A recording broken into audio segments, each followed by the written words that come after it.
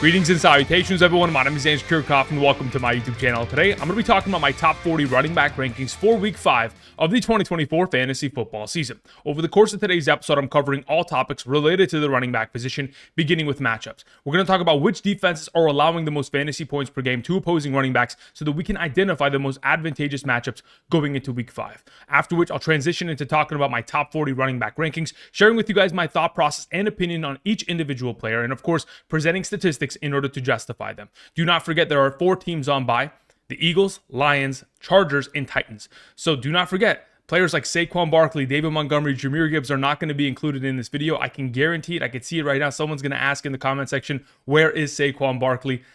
Understand, again, they are on bye, so we're going to have to go and find alternative options to start this week. So we will see a couple names that usually aren't in the top 40 list, but hopefully their efforts can lead us in the direction of capturing a victory in Week 5. So let's go ahead and begin by talking about matchups at the running back position. As you guys can see to the right side of the screen, I've gone ahead and isolated from weeks 1 through 4 running back rushing statistics allowed thus far this season by each individual defense. Because again, the overall upside within the receiving game is based on the quarterback and offensive coordinator's tendencies to get the running back influenced within that overall category of the offense. Rather, when we talk about matchups, it's all about rushing yards and rushing touchdowns allowed. So we try to take advantage of the upcoming matchups, such as the Dolphins, Carolina Panthers, Rams, Cardinals, Cowboys, who have given up over 20 fantasy points per game to opposing running backs thus far this season on average, just off of rushing yards and touchdowns. So, of course, we are firing up running backs like Rhamondre Stevenson. Of course, guys like DeAndre Swift taking on the Carolina Panthers. Josh Jacobs, who obviously has started slow thus far this season, has an opportunity to bounce back against the Los Angeles Rams. Of course, I want to go ahead and present these statistics while also presenting some of the more disadvantageous matchups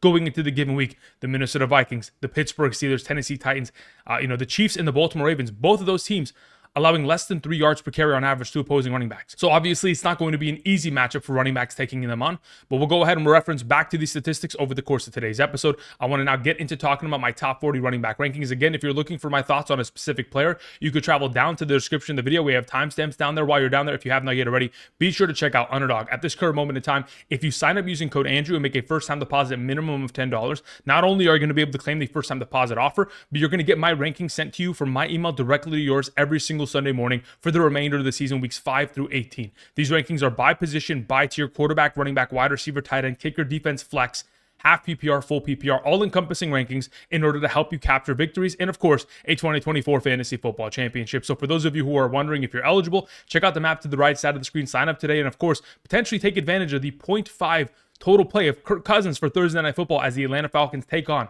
the, of course, Tampa Bay Buccaneers in a division rival matchup. And be sure to take advantage of this. If you guys are interested, again, link is down in the description, all the information down there. If not, you can also check out the Patreon with all the rankings. Thank you very much. All right, let's get into talking about my top 40 running back rankings. Beginning with our number 1 is Jordan Mason of the San Francisco 49ers. They do take on a division rival within the NFC West against the Arizona Cardinals. The fact of the matter is that Jordan Mason has looked incredible thus far this season in the absence of Christian McCaffrey. Over the course of the last 4 games, 3 of them had consisted of over 100 rushing yards and 1 touchdown minimum. On top of that, when we talk about the 49ers and their success against the Arizona Cardinals in 2023, in both games, Christian McCaffrey against the Arizona Cardinals in 2023 had a minimum of 175 plus yards and 3 touchdowns in each game.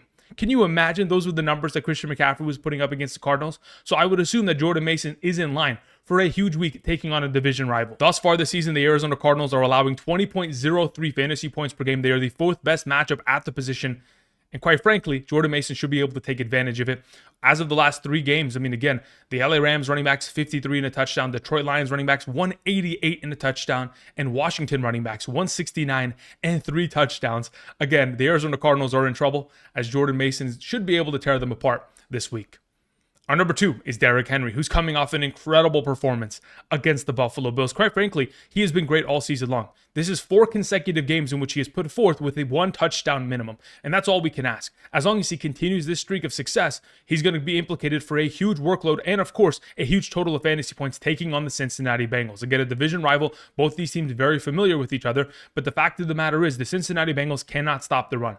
Thus far this season, they are the 7th best matchup, allowing 17.43 fantasy points points per game just off of rushing statistics isolated. So that again is pretty much the entire category of what Derrick Henry brings forth in fantasy football. When we have guys like Rhamondre Stevenson running for 120 and a touchdown, Pacheco running for 90, Ekeler and Bijan Robinson Jr. combining for 68, 2 touchdowns, and most recently, Chuba Hubbard for 104 and a touchdown, the expectation is that Derrick Henry should be able to run through this defense and find a lot of success in week 5. Number 3, we have Alvin Kamara. Again, Alvin Kamara continues to play well and continues to get himself so much opportunity. I understand that last week, many of us were worried about his potential considering he was questionable. People were wondering if he was going to play. We all knew that Alvin Kamara was going to play. He's a tough son of a gun. And for another consecutive week, this is 4 in a row, he's getting 20 or more touches. As long as he continues to get this level of upside in terms of overall touches, the Taysom Hill injury only helps his overall upside within the red zone. I understand that Taysom Hill scored some touchdowns this last weekend, but in his absence, of course, taking on the Kansas City Chiefs on Monday Night Football, there's a chance in which Taysom Hill is not going to be active in that game. Of course, all of the red zone utilization would go to Alvin Kamara and present a lot of upside. Now, when you take on the Kansas City Chiefs, you have to understand they are a great run-stopping defense. They're only allowing 8.7 fantasy points per game on the ground and only allowing 3.12 yards per carry on average to opposing running backs. But that is only going to increase the potential of Alvin Kamara's receiving upside. This last week coming off a performance of 9 targets, 7 receptions, and 42 receiving yards. If that baseline of upside is, permitted, and he's going to get himself into the conversation of 6+ targets this week, he should find himself an abundance of success for fantasy. Number 4, to begin the A tier, we have Kenneth Walker, who's coming off of the best performance a running back has had against the Detroit Lions since, 2022, honestly. The last time there was a great running back performance of this caliber was Christian McCaffrey against the Detroit Lions in the most recent NFC Championship game. But prior to that, we have to go back all the way to early 2022 to find a similar performance in which a running back has dominated against that defense. Coming off of his injury, I didn't anticipate Kenneth Walker to come out and put up over 100 all-purpose yards and score 3 touchdowns against one of, if not the best run-stopping defense at the running back position. Now, thus far this season, of course, we have seen the running backs of the Seattle Seahawks find themselves an abundance of success, whether it's week 1, Kenneth Walker, or week 3, of course, Zach Charbonnet with over 90 rushing yards hitting his career high. The running back and the running game of this offense has found a lot of success. They've even gone ahead and they've brought in extra linemen. I think Jason Peters was just recently signed to the Seattle Seahawks. They're just continuing to build this offensive line going forward as they were on their 3rd string right tackle last night. They take on the New York Giants this upcoming week. They're allowing 5.08 yards per carry on average to opposing running backs. The expectation is a lot of success for Kenneth Walker. Number 5 is Kyren Williams. Again, he's taking on the Green Bay Packers, but it doesn't matter who they're taking on. The Rams have been extremely competitive despite the fact they are dealing with a lot of injuries. Besides their offensive line, without wide receivers like Cooper Kupp and Puka Nacua, the overall upside of this offense hasn't been actualized. But in their absence, we have still found a lot of success for Kyren Williams, considering the last 2 games have consisted of 23 and 26 total touches. He's a touchdown machine. And going up against the Green Bay Packers at home this week, we're hoping that this game is going to be somewhat competitive, at least early on, so that Kyren Williams is given the overall ample rushing attempts that he deserves, and then, of course, can succeed in terms of finding the end zone and once again being a relevant fantasy back. The Packers thus far this season, they're allowing 4.63 yards per carry on average to opposing running backs. The expectation is another solid week here from Kyren Williams. Number 6, the thumbnail of today's episode, we have Chuba Hubbard. Chuba Hubbard takes on the Chicago Bears. Last season, the Chicago Bears run-stop defense was great. Thus far this season, they have been torched. They're allowing 17.73 fantasy points per game. They are the 6th best matchup at the position. And considering Chuba Hubbard is coming off of back-to-back games of over 100 total rushing yards and a rushing touchdown, it has built enough confidence within the coaching staff to kind of slow down the overall return of Jonathan Brooks. We knew that Jonathan Brooks was on the injured reserve, the PUP list, the physically unable to perform, and he would potentially be activated going into week 4 and potentially even return this week to play. But considering how well Chuba Hubbard has played, the coaching staff thought, you know what, let's go ahead and let's give a little bit more time to Jonathan Brooks for him to recover to 100% state. Therefore, Chuba Hubbard has an opportunity to lead this backfield and, of course, put up another dominant performance against a run-stop defense who is not capable of stopping him or this offensive line. Number 7, we have Aaron Jones. Again, Aaron Jones has played incredibly well, coming off another week in which he has himself over 100 total all-purpose yards, but is continuing to not only find success on the ground, but through the air. And that is primarily where he has found himself a lot of fantasy points. In the last 3 games, 6.6, 13.1 and 6.1 fantasy points just off of receiving statistics. As long as he's continuing to get that kind of volume of production from the receiving game, everything he does within the running game is only going to be gravy on top of that. Especially taking on the New York Jets this week. They're going to be traveling to London to take each other on. Do not forget, this upcoming Sunday morning when I live stream, it will begin at 6 a.m. Pacific Standard Time. Again, the first game of the Sunday morning slate starts at 6:30. The Jets taking on the Minnesota Vikings in London. So be sure to swing on by if you guys have any questions for those rankings. But either way, I'm anticipating, again, it's going to be a weird game because it's in London, but I'm also anticipating that there's going to be a lot of success in the favor of the Minnesota Vikings, and they should be running out the clock and running the ball for majority of the second half. Should see a lot of success from Aaron Jones in this contest. Moving on to our number 8 to close out the A tier, we have Josh Jacobs. Again, even though Josh Jacobs thus far this season has not been great, the matchup that he is inbound for against the LA Rams provides a lot of potential for upside. Not only are the Rams the third best matchup at the position, allowing 20.6 fantasy points per game just off of rushing statistics isolated, they're allowing 4.81 yards per carry on average. Last week, obviously, Josh Jacobs' overall fantasy production wasn't actualized because they were down 28 points so early and had to throw for majority of the second half. And even though we did see him get a great sprinkle of utilization within the receiving game, 6 targets, 4 receptions, 27 receiving yards, he didn't get enough upside within the rushing category to elevate him to a top-tier option. Now, this week, taking on the Rams, again, you got to remember, the Detroit Lions, 131 and 2 touchdowns from their running backs. Arizona, 178 and a touchdown. San Francisco, 96 rushing yards. And most recently, the Chicago Bears and DeAndre Swift of all running backs found success, 119 and 2 touchdowns from their running backs. Why not Josh Jacobs this week? Number 9, we have Bijan Robinson. Bijan Robinson, prior to week 4, hadn't had a single game this season of less than 18 touches. But then we got into week 4, and we see ourselves with 11 total touches and a lot of utilization out of Tyler Allgeier, which begins to scare me a little bit, but I'm going to just lead it to the fact that Tyler Allgeier was playing extremely well. He was hyper efficient, and in the overall matchup, again, it still led to their victory. I don't think this is going to be something that we're going to continue to see escalate as we progress throughout the remainder of the season. But the fact that Bijan Robinson has only had 59 total rushing yards in the last 2 games combined is not great. But luckily this week takes on a division rival, a defense he is very familiar with and has found success against last season. A Buccaneers front that, again, is allowing 5.09 yards per carry on average to opposing running backs in fantasy football. Obviously, Saquon Barkley found himself a lot of success, and even though the offense as a whole for the Philadelphia Eagles weren't at their full capacity and couldn't really elevate Saquon, in this overall situation, we should see on a short week, Bijan Robinson, considering he didn't see a lot of touches on Sunday, get himself an abundance of opportunity against the division rival. Moving on to number 10, we have Breece Hall. Another one of these running backs who is not performing up to their overall standard of play that we thought they would. Now, obviously, the offense for the New York Jets were in complete shambles. The weather against the Denver Broncos had us thinking, okay, they're going to run the ball more. But instead, Aaron Rodgers throws the ball 40-plus times, and they only run the ball 20 times in that game.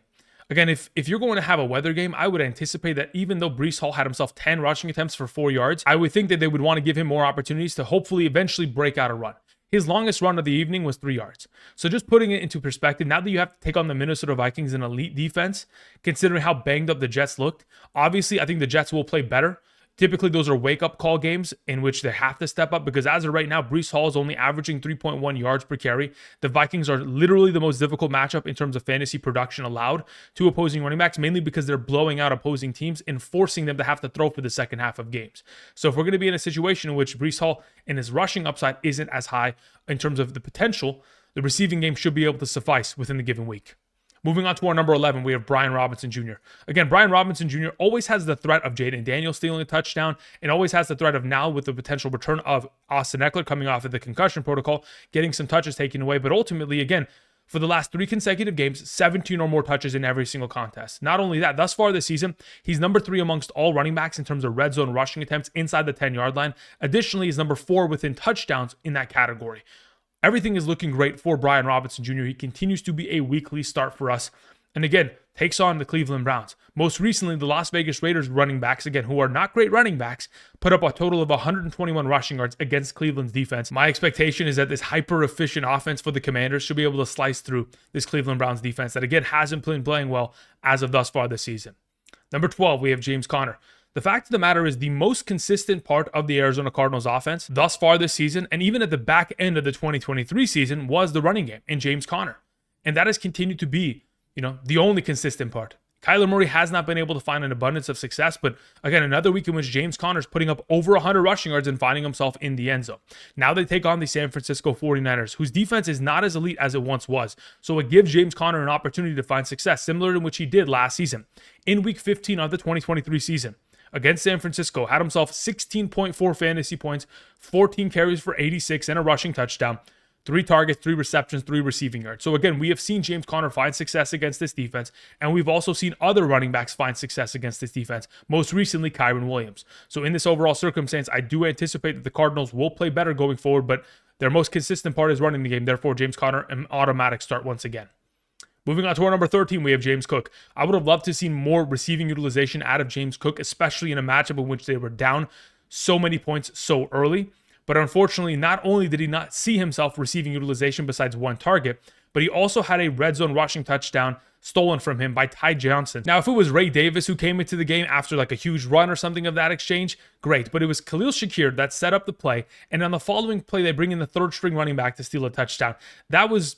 I'm suspicious. That's all I have to say. But anyway, continuing on, they take on the Houston Texans. The Texans have allowed over 100 rushing yards in each of the last 2 weeks to opposing running backs, whether it was of the Minnesota Vikings or the Jacksonville Jaguars. So the expectation is that James Cook should have himself a successful week and hopefully find himself in the end zone and hopefully a little bit more receiving upside than was presented last week. Number 14 is DeAndre Swift. As a running back who was ranked this time last week in the top 36, again, I didn't have much hope in him. But my goodness, was he able to produce finally after having a 1.84 yard per carry average, turns around and flips the script, 16 carries for 93, 7 targets, 7 receptions, 72 receiving yards. That is where DeAndre Swift needs to live. He needs to be not only a great rusher, but he needs to be an active member of the receiving game. That is his biggest facet as a running back. He is an incredible receiving option and can make plays in that category every single week. So, of course, the week that everyone benches DeAndre Swift, he goes for 26 fantasy points. And hopefully this week, taking on the Carolina Panthers, he can continue success. I mean, if he's going to be able to get himself 30% of the overall target share in week 5, which he had in week 4, then of course he's implicated for a lot of upside. Taking on the Carolina Panthers, the second best matchup at the position, allowing 21.63 fantasy points per game. Most recently, of course, both Zack Moss and Chase Brown both individually scored over 15 fantasy points and a half PPR against this defense. So why not DeAndre Swift? Moving on to Rhamondre Stevenson. Rhamondre should be able to find himself a bounce back performance here. And for those of you who have Rhamondre Stevenson, this may be the week that after this performance against Miami, we're shipping him away if in fact you are looking for a better running back option for the remainder of the season. Not to say that Rhamondre is going to fall off of a cliff, but again, we know that the New England Patriots offense isn't as capable as they have shown in early season week 1 and 2. Going forward, they're obviously going to be a lesser overall product. Now, when we go ahead and take on the Miami Dolphins, not only is it the best matchup at the position, allowing 21.8 fantasy points per game, but again, the Dolphins' offense is non-existent, regardless of who's playing quarterback. As long as they're not named Tua Tagovailoa, they cannot function. Therefore, Rhamondre Stevenson should have himself a lot of opportunity. I'm expecting 20-plus total touches, very similar to week 1 or 2, in which he's finding himself an abundance of success within the overall week in a strong performance against a division rival. Number 16 is Joe Mixon. Again, I'm assuming he returns from injury. He did get a little bit of participation late last week on Friday at a limited capacity, but obviously they were trying to ramp him up. He was not active in the game against the Jacksonville Jaguars, but this upcoming week, they'll need him taking on the Buffalo Bills, an AFC rival, a matchup in which we may end up eventually seeing in the NFL playoffs. We'll have to wait and see. But if Joe Mixon is ready and he's going to return from his ankle injury, the Buffalo Bills are allowing 14.73 fantasy points per game just off rushing statistics and 5.27 yards per carry. Of course, a lot of those numbers have been elevated because of the efforts of Derrick Henry, but we have seen that the Houston Texans want to make an effort to running the ball. So if he's back and ready to go, he's an automatic play in my mind. Moving on to our number 17, we have Travis Etienne. Listen, Travis Etienne has found himself success against the Indianapolis Colts in the past. The Colts defense is not great. And the fact of the matter is, if in fact the Jacksonville Jaguars want a bounce back performance in order to get themselves, a second win in the last 11 games, this would be their opportunity. Again, they're 1-9 in the last 10 games total. So obviously their chances aren't looking great, especially if Joe Flacco probably starts for the Indianapolis Colts, but they've got an opportunity here, and that's all you can ask for. Last season against the Indianapolis Colts, Travis Etienne put up performances of 21.8 and 18.9. But again, they won both of those contests. If we're going to be in a negative game script, if he's not going to be given a higher overall upside of touches, that kind of limit of upside of 18 plus fantasy points isn't going to be met. That's why we leave him at number 17, because again, there's more implementation of Tank Bigsby. Travis Etienne did sustain a shoulder injury last week, and if that's something that's going to limit him, that could be something that we want to be careful with. Number 18, we have Kareem Hunt, who last night I went back and I watched that game, and he played incredibly well. I mean, originally on Sunday, I didn't actually watch that game at a full capacity. After I heard Rashee Rice got injured, I took a walk. I really needed some time off from watching football because that's a devastating injury. But like I mentioned yesterday in the waiver wire video, with all of the receiving pieces of this offense injured, Rice and Hollywood, not only that, with Pacheco out, this team is going to have to run the ball more than they ever have over the course of the last couple seasons with Patrick Mahomes. And the fact of the matter is, Kareem Hunt, in his first game as the starting running back of this team, comes out and is averaging 4.93 yards per carry. The Saints thus far this season are allowing 5.23 yards per carry on average. Now, when I went back and I watched that game and I was logging his runs as a whole, of the 14 rushing attempts that Kareem Hunt had, of course, there were a couple rushing attempts were called back due to holding penalties, all that kind of jazz, so we're not even counting those. But of the 14 actual rushing attempts, 10 of those attempts led to 4 or more rushing yards. As long as we are finding efficient overall production, not only is he going to be able to get those rushing touchdowns back, even though Samaje Perine did score and steal a touchdown, those are going to go in the direction of Kareem Hunt. I can assure you that. And going forward, we know that he's a capable receiver, 2 receptions for 16 yards. As long as they continue to get him more implemented, get him into full game shape, he is going to be a monster for this offense going forward. Number 19, we have Trey Sermon. Again, in the absence of Jonathan Taylor, Trey Sermon is extremely valuable. People were asking me yesterday in the live stream, again, after the Monday Night Football game. I will also be live streaming tonight around 7:30 p.m. Pacific Standard Time. If you guys are interested, swing on by. We'll be answering questions. But last night, somebody was asking me, how much value does Trey Sermon have? Well, it's very much so dependent on whether or not we are going to see Jonathan Taylor hit the injured reserve. If, in fact, he does, we're going to have potentially 4 or 5 weeks of Trey Sermon as a starting running back. And sure, Tyler Goodson will be another actionable piece in this backfield. But if we're going to have no Jonathan Taylor and no Anthony Richardson this upcoming week taking on the Jacksonville Jaguars, the game script is going to be a positive one because Flacco is going to lead them in a positive direction. But not only that, it's going to lead to a lot of rushing attempts in the direction of Sermon because Richardson and Taylor won't be able to take them from him. So with all the red zone potential upside and workload, the expectation is immediate success behind an incredibly elite offensive line of the Indianapolis Colts. Number 20, we have Zack Moss. Taking on the Baltimore Ravens provides only one thing, a negative game script.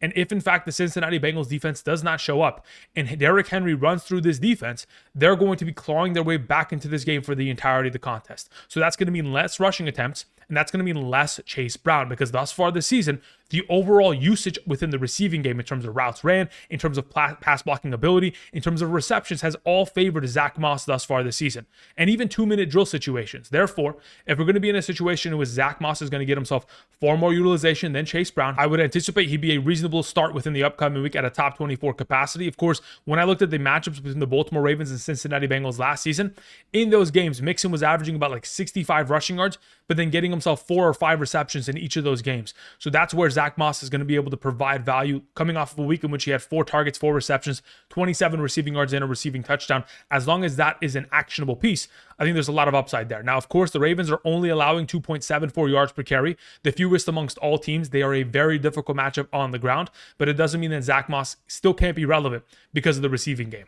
Moving on to our number 21, Jerome Ford. Like we mentioned earlier, the expectation based on what Kevin Stefanski, the head coach of the Cleveland Browns, has mentioned is that Nick Chubb will be practicing tomorrow. We'll have to keep that monitored as to whether or not he's even going to play this week or if they're going to ramp him up slowly. But Jerome Ford, until we get a full Nick Chubb, which won't be for a couple weeks, is still going to be the starter. They take on the Washington Commanders. Commanders allowing 16.7 fantasy points per game on the ground and 5.36 yards per carry on average. They are quite literally the 8th best matchup at the position.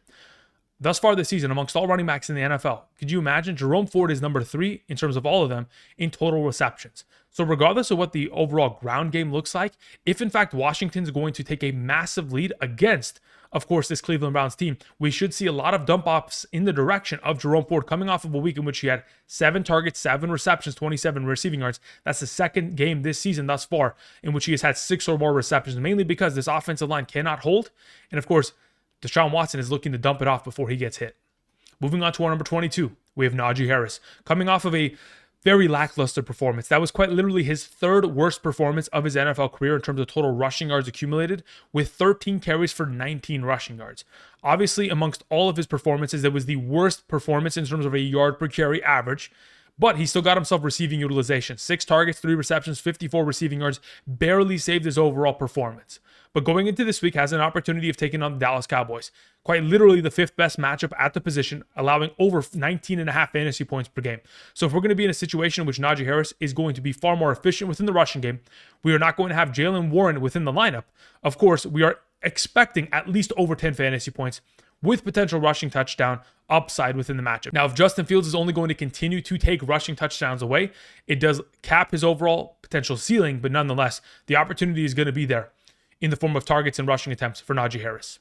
Number 23, we have Devin Singletary taking on the Seattle Seahawks. Look, it's an okay matchup. Obviously, the efforts of David Montgomery and Jahmyr Gibbs last night really skews it in the direction to think that the Seattle Seahawks are, not a great run-stopping defense. But ultimately, going into the upcoming matchup, if in fact Devin Singletary and the New York Giants are going to be in a negative game script, we're just going to hope that Devin Singletary is able to accumulate far more receiving utilization, primarily because, thus far this season, every single game he's had himself 14 or more touches.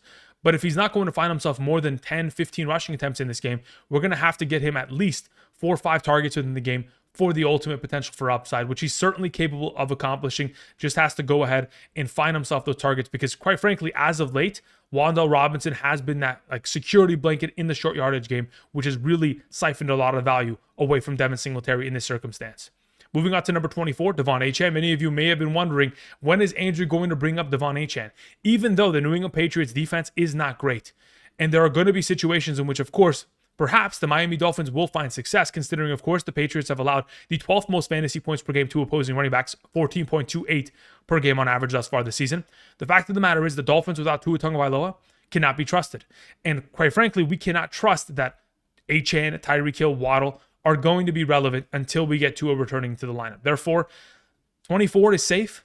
If you want to test the upside, go for it. But ultimately, coming off of a game in which he had 13 total touches but only 29 yards, not the greatest performance, but I don't think it's going to improve much more, going into this upcoming week. Number 25, we have Rachaad White, who again is still the primary lead back of this team.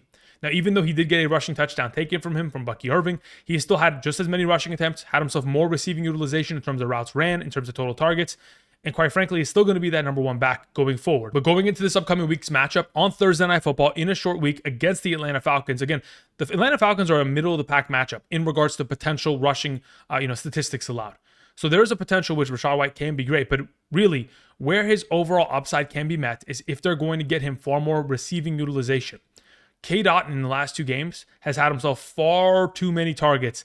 That makes me feel a little bit wary about the upside of Rachaad White in this capacity. Nonetheless, still a valuable back that can get himself 10 fantasy points per game minimum, and potentially, if he finds himself in the end zone, can be a top-tier RB2. Moving on to our number 26, Javonte Williams. Again, Javonte Williams is benefiting mainly because of the injuries to the other running backs in this offense.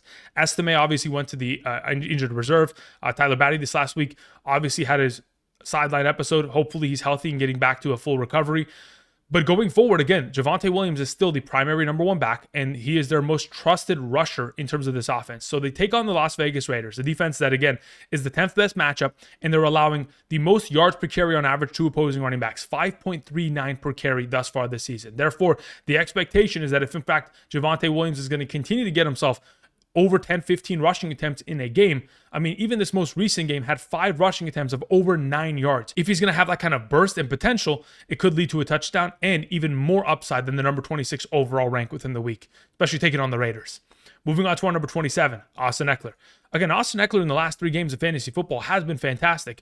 8.2, 10.0, 12.7. 12.7, which was all accomplished prior to the concussion in which he left the game and wasn't able to find even more upside. Obviously, he was in the concussion protocol last week, but this week takes on the Cleveland Browns. Again, a matchup in which the Commanders should be able to grant themselves an early lead, dominate that game, and then run out the clock with Robinson and Ekeler in that second half, who are both capable of finding success, especially against a Cleveland Browns defense who cannot stop the run thus far this season. Again, the Raiders running backs combined for over 100 rushing yards last week. I can only imagine what the Washington Commanders, with this fantastic offensive line playing as well as they have, are going to be able to accomplish against that Cleveland front. Moving on to our number 28, we have Bucky Irving. Again, Bucky Irving is fantasy relevant and should be a potential start in the upcoming week, considering all the absences of Saquon, Gibbs, Montgomery, Dobbins, etc. So in this circumstance, if Bucky Irving is available, he is going to be implemented within this offense quite often. Again, had just as many rushing attempts as Rachaad White, but was given the most valuable rushing attempt, which was the goal line rushing touchdown. And as long as that's going to be the case, and the fact that the Atlanta Falcons are a middle of the pack matchup, could very easily give up a huge chunk of yards to Bucky Irving in this circumstance. Bucky Irving also getting himself a lot of receiving utilization, only 2 targets, but again, remember, Rachaad White only had 3 targets in the game. But in terms of routes ran, Bucky Irving with 20 and Rachaad White 24. So again, they're very close within the category. Slowly but surely, Bucky Irving taking over this backfield. Moving on to our number 29, Rico Dowdle. Again, Rico Dowdle and this Cowboys offense, they're going to be relevant. And the starting running back of this offense is always going to be implicated to potentially scoring more points. But the issue that I have is, again, the fact that the Dallas Cowboys thus far this season, amongst all teams, they have the 4th lowest time of possession on average thus far this season. If they're not going to have the ball, and they're probably going to be trailing in this upcoming game taking on the Pittsburgh Steelers, if the Pittsburgh Steelers offense is able to impose their will on this defense, whether it's on the ground or through the air, it's going to force a lot of negative game script situations in which, of course, Rico Dowdle isn't often on the field. We want him to get himself over 10 rushing attempts and more receiving utilization. But again, they prioritize the fullback as that receiving back in this offense. Even, Vaughn within the backfield in some of those overall situations. They're even lining up CeeDee Lamb out of the backfield. So there's a lot of situations in which Rico Dowdle doesn't have as much upside. Unless they take a commanding lead early, it's going to be difficult to find himself even more upside than the number 29 overall rank.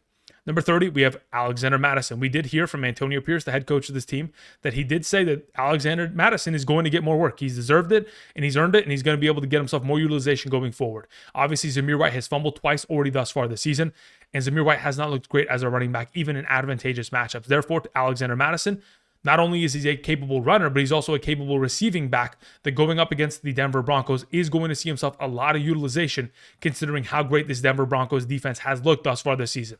Moving on to our number 31, we have Chase Brown. Again, Chase Brown taking on the Baltimore Ravens is implicated to be in a negative game script. With negative game scripts, we are not going to find Chase Brown finding himself 15 rushing attempts within the game and being given all of the red zone rushing upside of 2 touchdowns. So within the upcoming matchup, unless Chase Brown is going to get himself a far greater overall usage within the receiving game, which again, thus far this season, we haven't seen him implemented in that overall situation as greatly as Zack Moss has, Chase Brown will have a lesser week overall. He may be a potential player that you are picking up off of waivers, but the matchup in this given week against Baltimore doesn't serve for his overall upside in comparison to others, for example, like Carolina last week.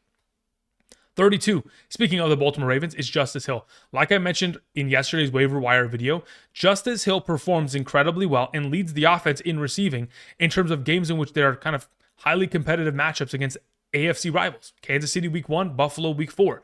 So if in fact this is going to be a competitive game taking on the Cincinnati Bengals, again a division rival, Justice Hill could see himself far more receiving utilization, especially in that second half as this team is trying to kill the clock. They're going to get themselves a lot of utilization out of Derrick Henry, but Derrick Henry after these big runs is going to need a couple rests. He's going to need to catch his breath. And in doing so, Justice Hill can be the dump off option that they continue to utilize.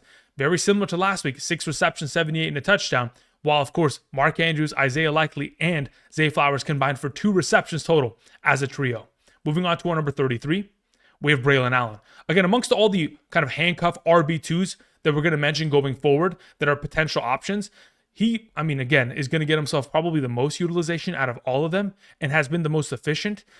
Honestly, we have seen that the Jets want to use a 2-headed monster. Coming off of this week, Braelon Allen with 9 touches and only 46 total yards. But again, taking everything into account, had himself a solid game.